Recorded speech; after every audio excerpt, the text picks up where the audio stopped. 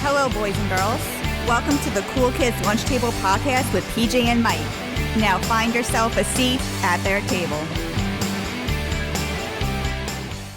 Hello, and welcome to this week's episode of the Cool Kids Lunch Table Podcast with PJ and Mike. I'm PJ. And I'm Mike. And today we got a double movie review. One is a new movie. I'll be reviewing The Toxic Avenger, and Mike's going to be reviewing an older movie called My Dinner with André. And I kind of like this format because we get something new, something a little old. I think it's pretty cool. Yep. Yeah, and the reason PJ and I came up with this idea is because Troma obviously makes Toxic Avenger, and back in the day, they just distributed the film My Dinner with André, and I'll talk a little bit more about that later. But I figure they're both Troma Films, you know. Troma is one of my favorite studios. I think Lloyd Kaufman is a mad scientist of filmmaking, is how I would describe him. Oh yeah, yeah. So I guess we'll just get right into it then, right? Yeah. So PJ, tell me about, you saw the Toxic. I wanted to see it. I didn't get a chance to see it, but I know you got I did. I got a chance to see it. So and, on Friday night I saw it. So Yep. it's still kind of fresh in my mind. Yep. So let me just set the scene a little bit for this movie because people may not know the history of it. This was actually filmed a couple of years ago. Okay, because I didn't mean to cut you off because Yeah. I keep seeing 2023. I'm like, Yes. because when I was preparing our outline, I'm like, what am I looking at the wrong film here? Nope, that's the right one. It was filmed a couple of years ago and screened at, I think, some horror festivals and some other film festivals, and got really, I mean, in terms of a Toxic Avenger movie, right? It got very good reviews. But they had some, I think, distribution issues of how it was going to get released. And for about a year and a half, it almost felt like that was going to get shelved. And if you didn't get to see it at one of these festivals, you may never see it. Interesting. Which I thought was an odd thing because when you look at the cast of that movie, you got a lot of well-known people in it. Peter Dinklage, Kevin Bacon, what's his face? Oh, Elijah Wood's in it? Elijah Wood. I mean, that's right there. That's a great holy trinity of good actors. I mean, each one has their own following, blah blah blah. Yeah, absolutely. That's unbelievable. And you have the Toxic Avenger as a name people know. Exactly. It's a franchise, right? Yeah, it's not like it's an unknown property. I mean, nothing's been done with it for feels like a million years, but still, it's got some nostalgia to that name. So you would think they wouldn't have had a problem. But I guess it was maybe towards the end of last year, beginning of this year, they finally figured out their distribution stuff and they got a release date for August 2025. And I was ecstatic. Now, just before I get into the new movie, we'll touch on the old movie very briefly. At some point, we might even want to do a review of the old movie. Sure. Just because it's crazy. I don't think I'd be speaking out of turn if I said it's maybe one of the most inappropriate films ever made. Oh, right? yeah. The stuff they do in that is like, you could never make that movie the way it was made back then today. It's the jokes they make, the things they have the performers do in those movies. It's really, really over the top. And Troma is known for that. They've always done these over the top guerrilla filmmaking style movies where it's, like I said, Lloyd Kaufman, I said he's like a mad scientist of film because he doesn't really stick to what most people do to be successful. He just does his own thing, whatever it is. He has a cult following, and that cult following sustains that that studio, right? So that's a little background for everyone who maybe doesn't know who the Toxic Avenger is.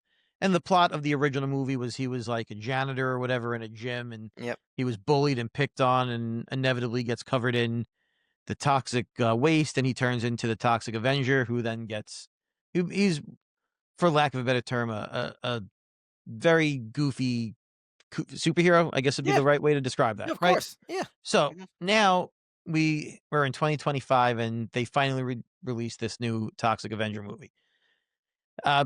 Brief plot synopsis is Peter Dinklage plays Winston Goose, who is a janitor for a pharmaceutical company, and he's a single father, but it's his stepson. It's not actually his biological son, and the biological son has some mental health issues and has doctor bills that are building up, and he's can't afford them because he's just a janitor. And then he winds up getting sick, and now he winds up needing more medical attention himself, and he can't afford it. And he goes to ask Kevin Bacon, who is the owner of the pharmaceutical company, if anything they could do with insurance to help him pay for all the medical needs. And basically he's told no.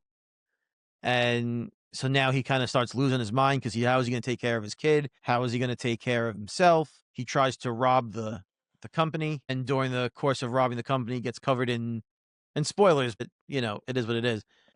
At that point, that's how he gets covered in the toxic slime and becomes the Toxic Avenger. Right. And then there's a whole bunch more that happens, but that's basically the setup for the film. And I could do a breakdown and go through this entire movie. I don't think this movie necessitates us going scene by scene because it's really not that deep. Yeah. But that's the setup. Are you doing any kind of spoilers, PJ, or is this Just quasi? maybe very light things that'll come Okay. up here and there, just as I talk about certain kills and how they do them. But the plot's that's about as much as I'm going to go into for the plot for the most part. Now, so the first thing is how does the movie make you feel? Because remember, this is a movie that's very rooted in nostalgia. So does it give you Toxic Avenger vibes, or did they turn this into something completely different where you're like, this isn't really my Toxic Avenger? Yeah. It definitely sticks to the feeling of the original movie where you feel bad for the down in the dumps, down on his luck main character. Definitely have that same level of like, oh man, this character deserves better, right?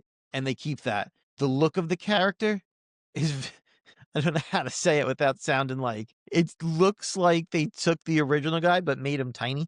Right. Peter Dinklage is, Right.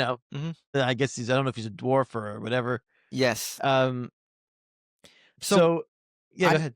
Just real quick, it's directed by, I tried looking up more about him. His name is Mason Blyer. Hopefully I'm pronouncing his name. It sounds like he made a lot of television and not maybe some smaller nothing films. Nothing big for him.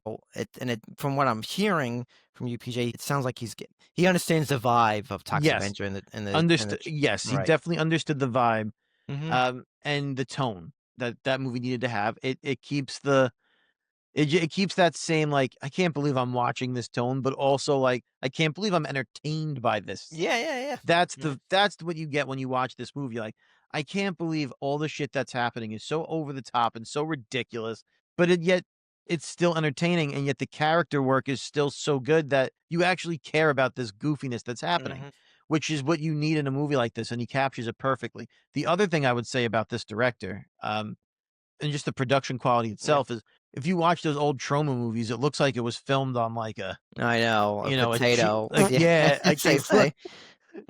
This looks like a real movie with a good budget. It looks it looks nice. It looks like a movie. It doesn't look like a TV movie. It looks like a real movie. They put effort into this movie. They put money into it, and it works for them. And I'm glad that they didn't keep it looking like it was filmed on a potato. They really did a good job with the production value and the script writing and the jokes. When I see these kind of horror movies, especially a Toxic Avenger, it's the kill scenes, right? That's what you're looking for. My favorite kill scene in the movie, and this is a spoiler, but I'm gonna tell you my favorite kill scene.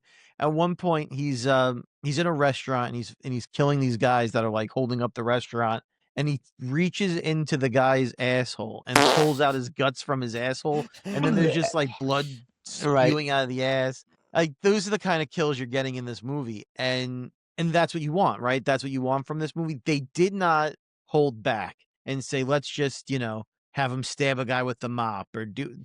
They kept it wild and ridiculous, which is what you want. They made it look fake. You know what I mean? Like, it looks fake. It doesn't look like he really ripped out guts. It's that cartoony violence. So it, as grotesque or bloody or violent as it is, it doesn't feel like when you watch The Terrifier, when he cuts that girl right down the middle, and you're like, oh my God, what am I watching? This feels too real. Doesn't have that. It looks over the top and cartoonish, just like the original ones did. Right. I think what I'm hearing is sounds like this is probably the best looking Troma film ever. Oh yeah. And for folks at home, and PJ, you know their catalog better than I do, but I think primarily most of their films are comedies. These are not. So comedy horrors. That's So this is a comedy, folks. So like, it is a superhero movie at the end of the day, but this is a comedy. I would say it's comedy first. Comedy first. So you're gonna have this is the type of movie. This is a off the wall. Yes, off the wall. Gross out humor. Exactly. Yeah. Very 80s, 90s type humor.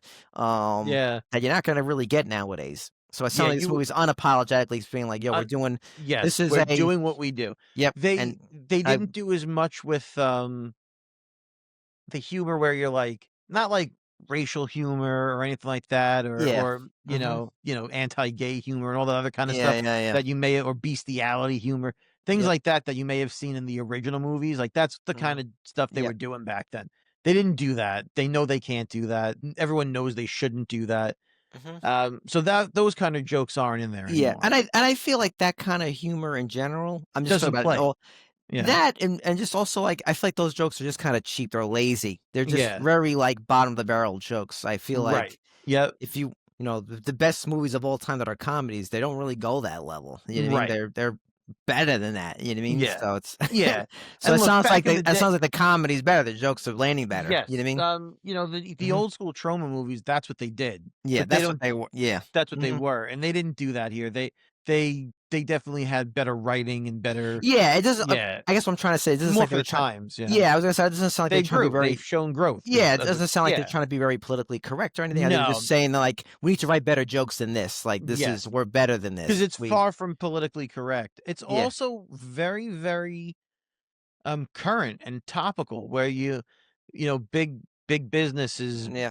holding down, working class Mhm. people. Insurance companies are more concerned about money than they Yep. are about the health of, Yeah. their clients and all that. There's a scene in the movie, and if anyone's ever had to go to a doctor or a hospital or whatever, it's the most relatable scene. He's on the phone with the health insurance company, and they're like, "Oh, well, the care that you need is covered under our gold package, but you're on our platinum package. If you would update your platinum package to include the gold tier, then you could be covered for that." And the guy's like, I just want my medicine. Does my platinum package cover the gold package?" And he goes, "Sir, I'm not talking about packages. I'm talking about the tiers." And he's like, Right. "But I don't know what the tiers are." And it's like, it's Yeah. the you know what I mean? It's like that very relatable Right. humor. And PJ, this sounds like, Luigi Mangione. This could potentially yeah, be his favorite yeah, movie if he yeah, was, like it's serving definitely time right now or, so, yeah. um So that's what I mean. Like they kept the humor like that instead Yeah. of taking the easy way out. Mhm. So that was good. I And it wraps up in a neat little bow at the end of the movie where are yeah, they gonna make it they have a joke at the end, the Toxic Avenger will return if this movie makes this much money and we right. have this much happening and we have to pay for it in crypto because no one wants to fund us, like, Yeah. those kind of things. It was Yep. very, cute after the credits scene. Peter Dinklage does a great job. He is one hell of an actor. Right. I was about to say because I heard that he obviously does the let's say human scenes, and then Mhm. actually he's not actually the Toxic Avenger. It's actually another actor. It's I Yeah, think it's a young woman who's doing the parts, and he does the voiceover he does for the it. So voiceover, yeah. I'm curious because those are the most important scenes. So you have this other person acting, and I'm curious. Like I guess she mouthed Yeah. the words and then he overdubbed it. But that Mhm. means she has to still perform, Yeah. So that's to her credit. I mean, I don't know the actress's name, but that's pretty big, because Yeah. she's still emoting, right? Even though it's not her voice anymore, they overdub Right. it, but No, she still. does. Whoever was in Yeah. the suit does a very good job with it. There are certain scenes where you could tell like it's not 100% matched up. The way they build the Toxic Avengers, I guess, costume, whether it's the prosthetics they put on there and the makeup and Yeah, the yeah, suit yeah. hides a lot of it, so you can kind of get away with it. Mhm. But Peter Dinklage is great. I mean, there's a lot of scenes where he's not in full Yeah, yeah. toxic gear, and he's great. The emoting is great that he does, even when it's just the voiceover. Mhm. They really, the kid in the movie, who plays his stepson, His son right. voiced Robin, Damian Wayne in the Harley Quinn cartoon. Oh. And I think maybe did a couple other voiceover things here and there. Definitely things that you would definitely recognize, like you're like, "Oh shit, he was in that," Yeah, but yeah, yeah. nothing huge. I actually think he would be a decent enough kid if they went with like a young Robin in like a Batman movie or something like that. He probably could pull it off. He was a good actor, this kid. I he has a lot of like I said, the character has like these mental health issues and everything Yeah. else, and there's scenes in the movie where I don't know if they're supposed to be like I guess coping mechanisms for whatever his Yeah. problem is. they come across as not like faked. You know what I mean? Like Yeah, sometimes yeah, that stuff can feel a little eh. yeah. But there's this Yeah. thing where he has to do tapping on his chest or something like that, Right, right, right. and Yeah, yeah, he yeah. does that throughout the Mhm. movie. Right, Um, I don't know. It looked good. Like he did a good job with it. He made it very believable. right. And for a kid, sometimes it's not always easy to get a good kid actor. I thought he did and you know me, I'm very critical of Yes, kids, kids in yeah. movies anyway, Yeah, yeah. and Mhm. I thought this kid was actually really likable in it. You're nice. I'm kinda curious, PJ, um, about Kevin Bacon and Elijah Wood, because we know Kevin I guess it goes without saying, Kevin Kevin Bacon do Bacon anything. exactly. I mean, he plays and he knows how to play a villain too. Yeah, he does a great I villain in mean this. I mean, damn, between Yeah, being like a young Magneto to I mean, just he's everything. Yeah, Hollow Man, movies like Sleepers, yeah, he knows how to play, like, mean, yeah, despicable guys. yeah. So I could definitely see him enjoying, and hamming this up. But I'm curious about Elijah Wood. I feel like that guy kinda somewhat fell off. Hmm. I always liked him in the movie Sin City. Um, Yeah, he he was plays a the yellow weird bastard. yeah, he was like a whack job in Yeah, that movie. You kind of I yeah, feel like that he doesn't get enough recognition, in that role. He didn't he really was have many great. lines. I don't think he spoke at all, but, he played a good nut. Yeah. So, but how is he in this? Is he a villain or he's just a wacky dude on the side? All right, spoilers. For anyone listening, there's gonna be Oh, some ok spoilers here. uh-oh. This is Mhm. the only way I can explain his role in the movie. So Kevin Bacon is the villain. He plays this it's like an incredibly good looking in shape guy, Yep. right? This and if you look in the trailer, you've seen what Elijah Wood looks Yeah, like. it's He like almost weird looks like he hair. walked out of the Addams family, right? Yeah, yeah, yeah. That's his brother. He looks like Riff Raff from, Yeah. Rocky That Horror Picture Show. Yeah, yeah, he does. That's his brother in the movie, and Ah, so Kevin Bacon basically like rules over his brother and like I see. torments him and uses him as like a minion for when he Yeah, yeah. needs, when he needs things done, like he forces his brother to do it and stuff Mhm. like that. And he's not so the in the beginning you're like, oh, this guy's another villain, and then you start to learn he's being manipulated and coerced and forced into doing these things, and Yeah, yeah, yeah. bit of a redemption arc for him by the end. Okay, okay. Alright. Yeah, That's fair. does a great job, believable. Mhm. Like I said, this movie is a lot of weight on the actors to make this feel like it's worth watching because it's so over the top that if the actors don't do a good job, the whole Yeah. thing will like fall apart, right? Like Mhm. you have to really care about the characters, and it's hard to do that in a movie like this. But they all do a great job. Right, comfortable Yes, they're they're comfortable comfortable with it. with the Yes, it's like that's yeah. not No, it they does. totally gonna have a Yes, guy that yes, they're okay with that, exactly. They so just feel like that's fine. That's what it is. And I don't know any of these people personally, so who knows? But I feel like to do a really good job in a movie like this, you probably have to have some sort of appreciation for the originals. You know what I mean? Yeah. Mhm, I don't think you could come into a movie like this and know nothing about the original and mhm. because imagine just being Kevin Bacon, one of the best actors of all time. Really, he is. I Yeah. think he is anyway. Mhm. And someone puts this script in front of you, you're not going to sign on to this. You're just not going Yeah. to do it unless Yeah. you have a really good reason to. Yeah, and I think And I all feel like that reason is yeah, they appreciate yeah. the originals for what they were. Yeah, and all of them have been in comic book movies or something Yeah, I'll say, yeah, fanciful, yeah, you have Elijah, he was in yeah, Sin City and Lord of the Rings, obviously. yeah. They have Penny Dinklage, she was in the Marvel films, and same with, Kevin Bacon And too, yeah, you they know? did them. Yeah, you're right. I mean, I So think they have an affinity for that sort of yep. storytelling Mhm. and creativity. And so it's probably easier for them to buy into this kind of movie. Yeah. So PJ, my next question is like, who would you like? Is this a movie for everybody, or is it just for Oh. Troma kind of people, or is this kind of like It's not this a movie this? for everybody. Hmm. Don't tell your mother to see it. She ain't Ah, gonna wanna see it. right, right. I think if you're a Troma fan, or That's number. Toxic Yeah, it's Avenger easy. fan, Yep. Mhm. it's easy, you're gonna like it. I think if you like those over the top horror movies and maybe you were never a Troma person, but you watch the B horror movies and the People who like all that. Hostel Yeah, or probably. Saw those kind of death Yeah, they scenes. might. I mean, Saw. I mean, it's a way darker film, right? Yeah, I know, but those But if death you like to scenes see were the like, gore and the death and yeah. all that stuff, they'd Mhm. probably like it. If you're just like a dude that likes to laugh at stupid, over the top nonsense, you know Mhm. what I mean? What about the casual or even just diehard Marvel or DC, No, it's movie not for fan? them. Not for them. Not for Okay, them. okay. So these No. are people who are like, I'll say more comedy people Comedy who have a people, wide horror range of people. sense of Yeah. humor that they can handle this kind of stuff. Yes, absolutely. Okay. Comedy people, horror people.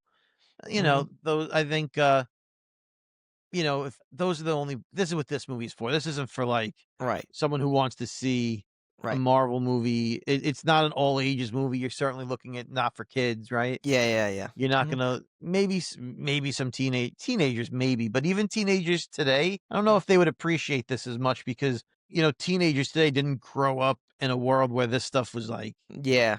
you know what I mean, like widely out in the world. So I don't know. They might watch this and be like, "What even is this bullshit?" You know what I mean? Like because they didn't have that stuff growing up the way we did. So I don't know if it would even necessarily be for teenagers unless they're really out there. Right. You're outsiders. You know what I mean? When I say outsiders, like the people that are always just off the beaten path, and they're not.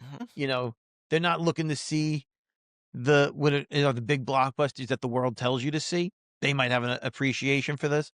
And people who like satire. Yeah. And I guess my second to last question is because I'm assuming you saw it with your wife. Did she enjoy it? No. Okay. She did not.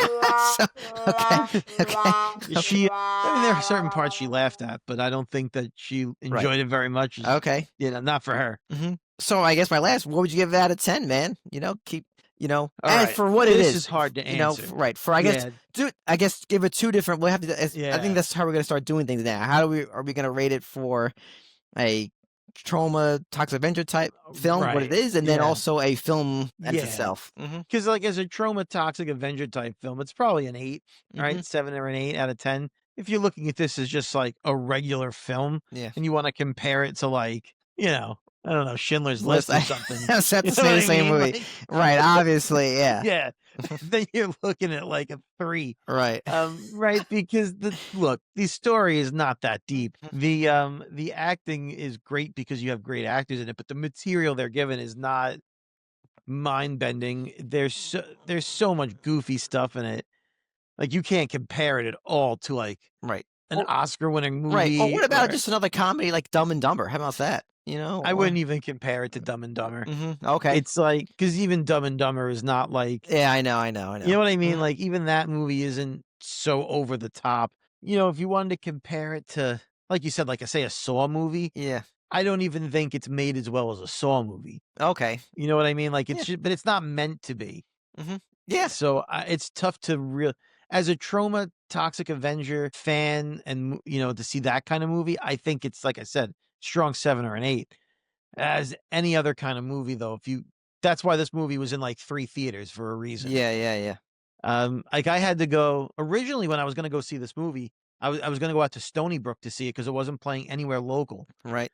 And then like 2 days before the movie came out, they put a couple of showings in Westbury. And for those of you who are listening outside of the island, from where I am, Westbury's 10 minutes. From Stony Brook's like 2 hours. Yeah. And I was gonna go 2 hours to see this movie, or I had to go into the city to like the Alamo theater in Lower Manhattan to see it. Those are like the only 2 places in New York that were playing it anywhere local.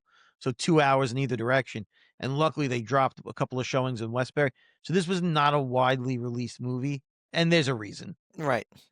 Interesting. Yeah, Okay. I would recommend watching it to anyone who likes the Toxic Avenger, anyone who likes over the top comedies. I wouldn't say not to see it in the theater. I think it's great to see it on the big screen, but I wasn't upset that I watched it. I think plenty of people would like it. It's never going to win any movies. I wouldn't be surprised if they find a way to do a Toxic Avenger 2. Yeah. Okay. Well done, PJ. Thank you. So, folks, I knew PJ was going to see this movie, and then maybe a month ago or so, I watched a movie called My Dinner with André, which came out in 1981. And after I finished watching it, there was the credits, and I saw a Troma. I was like, what? So that's why I did it. I combined both these movies. And so basically, let me just tell you how that's what happened. So Troma was not involved in producing the movie My Dinner with André. They just distributed the home video for it in the 80s. So it was back in the 80s, folks.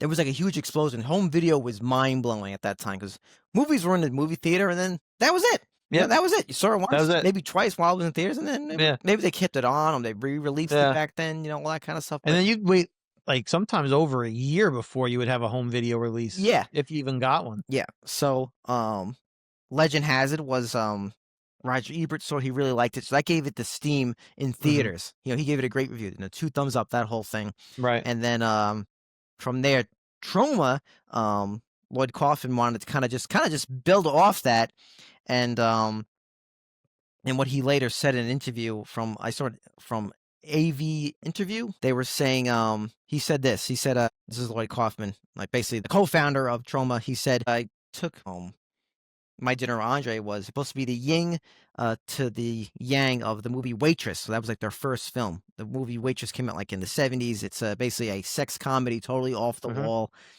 thing. So basically, that was supposed to be the joke. So you see Waitress and then My Dinner with Andre, because this is what she serves. So both are completely different films, way completely different films. So Troma, they said they just distributed. That means they just shipped it out. That's all they basically did to make things simple. So yeah, that was kind of cool how they got it, and it's smart because I get your name out there, gives you some legitimacy, and everything. So which is pretty cool. Which kind of reminds me also too of Brooks Films. That's Mel Brooks Films when he was getting his production thing started. Obviously, he had like Blazing Saddles, blah blah blah. But he also made The Elephant Man, directed by David Lynch. So it kind of made him more of a, he wanted to be more versatile in what his studio can do. So it kind of reminded me of that. But I want to talk a little bit more about My Dinner with Andre. It came out in 1981. It's an independent film directed by Louis Malle. It's written by Wallace Shawn. Everyone knows him as the voice of Rex from Toy Story, the dinosaur guy. And the dude from, I can't remember his character from Princess Bride. Oh, inconceivable. Inconceivable. Yes, he was. I can't think of his name either. It's going to drive me nuts because I want to say Fezzik, but that's not. Yeah, I was going to say that too right now. But it's not him. No. Yeah. Anyway, it's starring him, and it also stars Andre Gregory. So basically, they're kind of playing versions of themselves, and the plot of the film is basically very simple. Vizzini. Because that's it. Nice. So the plot of My Dinner with Andre is basically, it's these two guys basically have a long conversation at dinner in a restaurant in New York. And the reason why I got interested in this film is because it's been parodied in so many cartoons, movies. That I'm like, I gotta see Animaniacs. I think parodied it, right? Yeah, Family Guy, so many. I'm like, I gotta see what the big deal is. Rick and Morty. Yes. And I'm not gonna lie, I think the first 5 minutes, I was like, oh wow, the first 5 minutes, this could be a film in itself. Basically, it's a voiceover. It's Wallace Shawn, the guy does the voice of Rex. He's kind of walking around New York City, and he basically says this line that really just, I liked it. Kind of made me go like, whoa, kind of moment. He said, and I'm quoting here, he says in the movie, "When I was young, all I thought about was music and art. Now I'm 36, and all I think about is money." And I was like, oh, getting older. So that kind of broke my heart. So even that first 5 minutes of this film was like, oh man, this movie's getting mad deep already.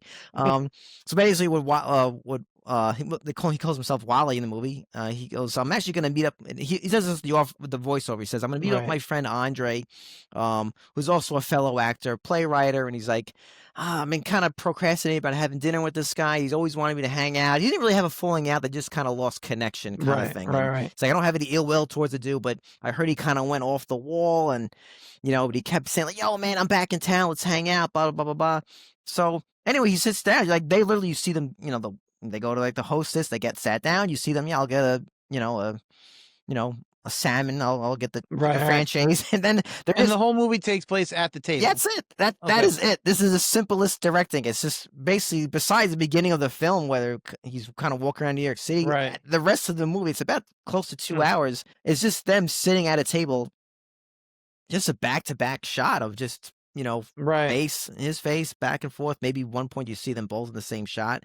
So it's very not, this isn't, well, it doesn't sound like the most visually interesting movie. Yes, exactly. Yeah. Thank you, PJ. So, but I guess what makes this movie have its charm, it's obviously it's dialogue driven, but it's really more about just people just kind of talking about life. Andre, he talks about his adventures. He kind of lost himself and he kind of wanted to find himself again. So he goes on these experimental visits or vacations in different parts in Europe. He joins like different theater groups. He does these like kind of spiritual things and experiences and like kind of very like Maharishi kind of stuff. And then Wally, he kind of just talks about how he worries about money and just relationships. The philosophical stuff is when they start to say like, they start debating, well, like, I think you can only grow, like you have to keep doing things. You got to keep doing it. And the other part of it is like, well, I found meaning, living with my wife. And he talks about having an electric blanket. Like I found beauty in that too. So the movie just talking about balance, how in life you can still do things that are, outgoing. Also, like, it doesn't mean if you like to stay in, that means you're somehow not living your life to your full Right. potential too. So it's a lot of stuff like that, which is really interesting. This movie's labeled as a comedy, and there is zero jokes in this movie. There is zero jokes in this movie. So I think they just put it in a comedy section because where else do you put it? Exactly right. There's Yeah. no profanity and nothing like that. I don't know who said it. And maybe it was you, PJ. I don't know. I was talking about the film, and someone says like, "Oh, it sounds like it's like almost like a podcast," and that is probably the best way to describe it now. Is just you're basically almost like a hidden camera watching these two Right. gentlemen just talk about life, and that's basically what it is. This kind of movie, folks, is for people who are like very into like art films or kind of like Toxic Avenger. This is a very maybe that's why Lloyd Kaufman liked this film. He's like, oh, this is my specific group of people. Yeah. This is, I'll just say this, folks. I think it's on HBO Max, but this is not a Netflix and chill kind of movie. Do not watch this unless your significant other's into this kind of stuff. No way. This is not going to get you guys turned on. Nothing about it is. Nothing. This is not a movie that's going to start setting the tone. There's nothing sexy about this movie at all. No way. It kind of reminds me of another independent movie I had seen years back. We might have seen this. We might have still been in high school when I saw it. I don't know, or maybe just out of it. Called Melvin Goes to Dinner. That actually has Jack Black in it. Oh, okay. But I'm sure that's a parody of this to some extent. Right? It could very well be. The title it's basically a bunch of people. It's like a group of friends, and they all go to dinner. And the movie basically takes place with them telling stories about their lives around the dinner table. It's more than two people. It's a whole group. Yeah. The only difference is as they're telling their stories around the table, they cut to just different stuff. You know what I mean? Yeah. This movie, there is no cutting. There's no cutting. No way. It's just them. Them talking. They're not cutting to when they're sharing a story. But I do wonder if that's where they got the inspiration for Melvin Goes to Dinner. I wouldn't be surprised. Yeah. I think a movie like this to kind of just further kind of connect with Toxic Avenger is, I think back in the day in the 80s, me, PJ, and I were just born, okay, in the mid 80s. But, like we said before, there wasn't like home video just started to explode. And people were more, I'll say, open-minded to seeing different films because that was what you did. So I think that's why a movie like this would no way be released. Think about Toxic Avenger, as much as it's now polished it is and how much better special effects they have. It's still a limited release, really. Yeah. And it came out 2 years ago. Very limited. Right. Yeah. So it just kind of shows you the similarities between the two. I don't even know what else to say. Like I said, folks, like I think out of 10, I'm judging it for what it is. Maybe like a 7 out of 10, maybe 7.5, because it is very unique. You know what I mean? And if you pay attention to what they're saying, it is interesting. Sometimes you kind of get lost in the stories. Actually, I think they should shorten the movie about half hour because it's close to 2 hours. It probably could be shorter than that. Okay. But in my opinion, this, like I said, the stories are really interesting. Is when they start to debate each other about saying like, well, you're not living your life to their full potential. I think we've all had these conversations at a diner, in a parking lot with our friends, saying like, what kind of what like your purpose in life, because they talk about too, like, I'm a playwright, and like I write plays for a living. If no one picks it up, I don't get paid. So I became an actor. Now I'm trying to get acting roles, and I still don't get paid. So he just talks about like constantly trying to find that hustle to make a living. And I think all of us, to some extent, are always in that hustle. No matter what you do, whatever the profession may be. Exactly. So, like I said, if you're into podcasts, I would recommend it, listening to it. Maybe even actually eat dinner while you watch this movie. That might be more enjoyable. Tell you the truth. Don't just sit there, with a glass of wine. No way. You're going to fall asleep. Eat dinner while you watch this film, So do you think there is any way that they can make this kind of movie today? Is there a way they could do that? I think you can, PJ. And actually, I wrote that in my notes because I think you could, because you have to make it into a comedy where you would have two guys. Let's just say you had, Dave Chappelle hanging out, Jamie Foxx, or like another person who's really good at telling stories, Billy Crystal, and you just have them talking about kind of like a podcast, them just sharing stories. They could I think it would totally work. If you really want to do it almost like not a shot for shot, but not cut away to like their story. But I definitely think you could do a movie type like this. Yeah, I definitely think it's possible. Well, even a guy like Lloyd Kaufman, who I don't know at all, right? But I got to imagine, like, he makes all these over-the-top movies, right? Yep. But when he was getting into wanting to be a filmmaker, you got to figure at some point, and anybody who makes a movie, in their mind at some point, they want to make something wanna make something that, like, the masses like Yeah. and maybe wins an award and gets that Yeah. recognition because you don't you're putting your art out in the world, you want it to be seen and respected and everything else. Mhm. So you probably figure maybe this guy saw a chance for, like, Yeah. "Hey, if I do something like this, it's not gonna be over the top and off the wall, and Yeah. maybe I'll get more eyes on my stuff, and I'll get more respect for what I'm doing," and who knows, right? But Mhm. I think Lloyd Kaufman is one of the smartest filmmakers out there that never Yeah. got the respect he deserved. Yeah. Yeah. He kinda reminds me almost like a different version of Robert Rodriguez. Both Mhm. kinda in that, like, in the trenches kinda thing, have their own Yeah. idea, vision, low Yeah. budget, guerrilla style. They Mhm. made they made magic out of nothing Out of kinda thing. nothing. Yeah. So I think they both kinda share that spirit. I guess my last thing I would say about both these films, I guess my preach to Hollywood is like, and look, we're not breaking new ground here. You and I talk about this all the time, like, especially where the state of genres are in movies now, like Mhm. studios are kind of flailing, they don't know where to go. I think you need to make more movies like this, and not rush Yeah. into streaming, promote them, make them cheap so you make your money back. It's Yeah. okay if they're low budget. We talked about this. I forgot what last movie we talked about, but like, just keep it to an hour and a half. Yeah. They don't need to be these big epics. Like, you might make your money back Yeah. if you put enough films in the theater. Make the theaters affordable. Because last night I saw Jaws for the 50th anniversary, Yeah. and the theater I went to was only $10, $10 even to see to see a show. $10 on the nose. I want my wife, so it was Yeah, 20 bucks on the nose. I think I paid 13 a ticket for a Right. Toxic Avenger. I'm a big believer, if you lower the price, you'll have more people coming. If you wanna charge $20 for a popcorn, that's one thing, but to see the movie itself, you gotta make it cheap. Well, And here's what I think part of the problem is with the box office right now. Been thinking about this a lot.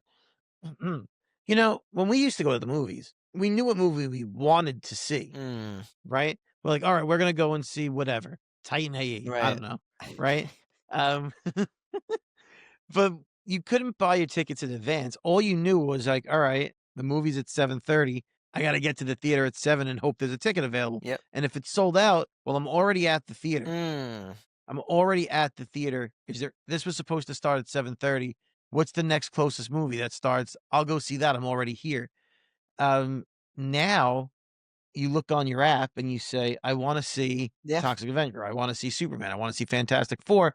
This one sold out. This one sold out. This one sold out. I'll wait till next weekend, or I'll go to a different theater, or whatever it is. mhm, You don't say, all right, I'll go see a different movie anymore because you didn't waste any time going to the theater. yeah, Whereas when you just looked in the newspaper at the listings and then you went to that theater, if you couldn't see it, what else were you going to do? yeah. No, That was your plan for the night. yeah, So now you're still going to see a movie. And I think that hurts the box office for all these other movies now. No, that's a great point, man.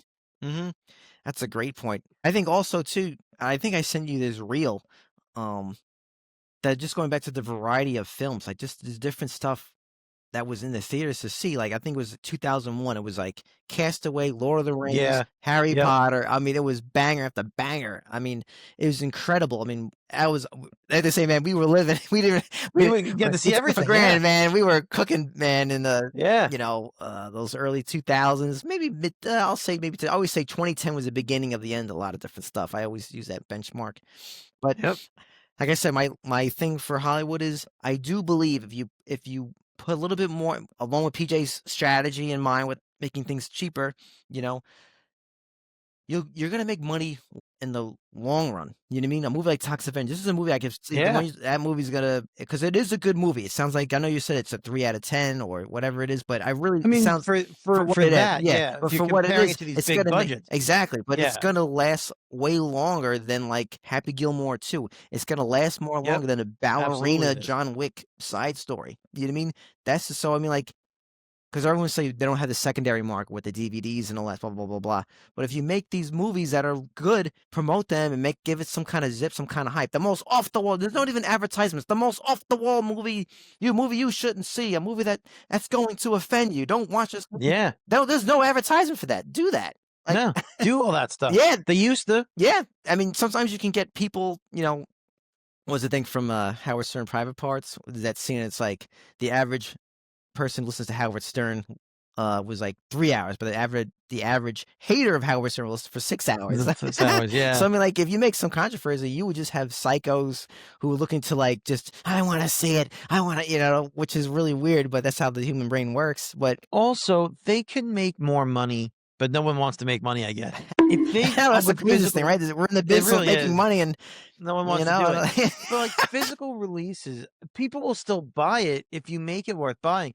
You ever see like the Steelbook releases with all the extra stuff? You put stuff like that out, people are going to buy it, and you're going to make more money. If you just make a shitty DVD or a shitty Blu-ray or whatever, and you charge $40 for it, but there's nothing. Yeah, I know. I'm just That's going to ridiculous. stream it. I agree with that. I'm just going to stream it. But if you charge me $40, but I get the Steelbook and you get all the extra features, fine.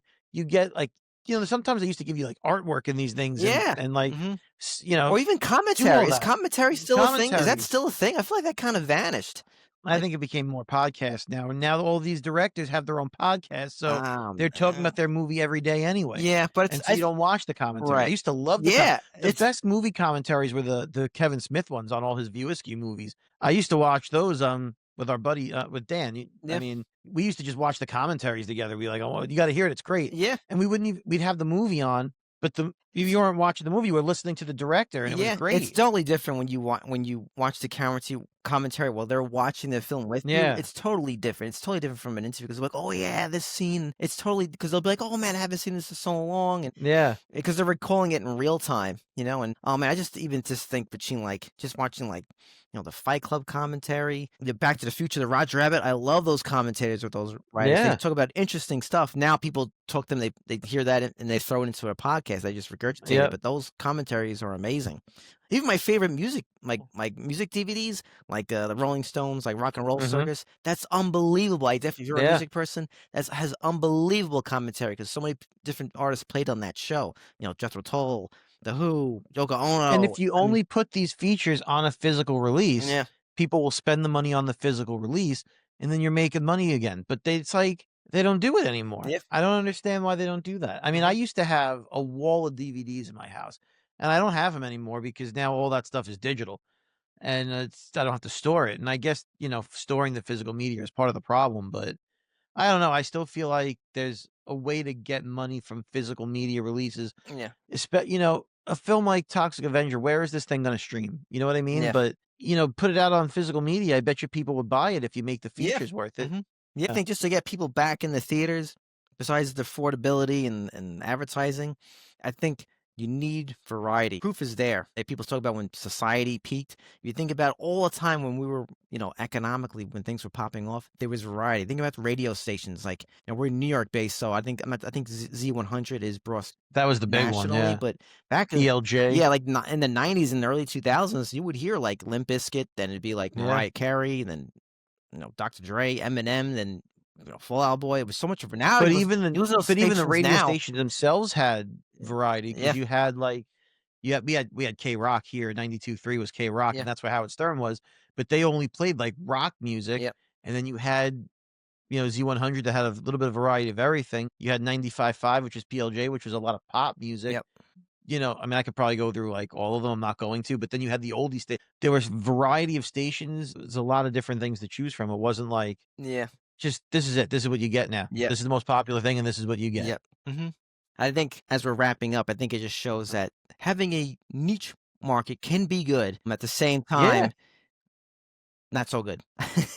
I mean, because we used to be well cultured, as I said back in the day. Because you talk to young people now, like, well, they only listen to one, like you and I, like we watched. I mean, talk about all the music and movies that we watched, totally different. I mean, by a young age, by 15, think about all the types of movies that we saw, man, from all genres.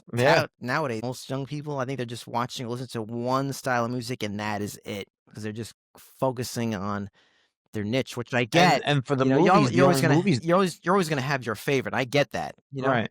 But but even like if you look at the movies, the only movies these kids are watching right now are going to be Marvel movies. There's nothing else out. Exactly.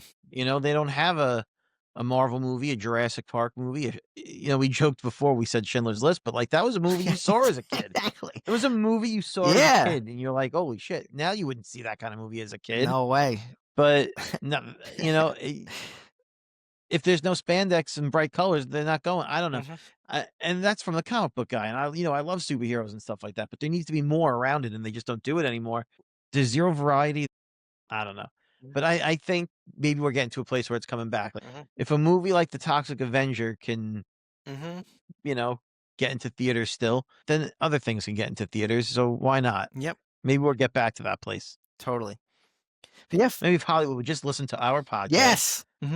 Yeah. My dinner with PJ and Mike. So, but yeah, thanks folks for listening. And look, check out both these films. If these are your type of movies, Absolutely. check them out. And if they're not, even if they're not your type of movie, check it out. I mean, what's gonna happen? I always say that. I'll end on this, PJ. I had a coworker, old job, and we were talking about movies. And I says, "Oh, I love Stanley Kubrick," and she's like, "Oh, I know his films. Like, I love Eyes Wide Shut." And she goes, "I hate that movie." And she was able to recite all the scenes. I says, and her name was Amber. I says, Amber, you might not like that film, but it gave us this great conversation. And she was like, you know what? I'm going to use that. So maybe if you don't even like these films, now you can talk about it. It really gives you something to talk about at a party or at your lunch table. Yeah. All right, folks. Same time, same table. Have a good one. Boys and girls, lunchtime is over. For more information, visit their website at coolkidslunchtable.podbean.com. Follow the boys on all social media platforms. Just search Cool Kids Lunch Table Podcast. Now get to class before you get detention.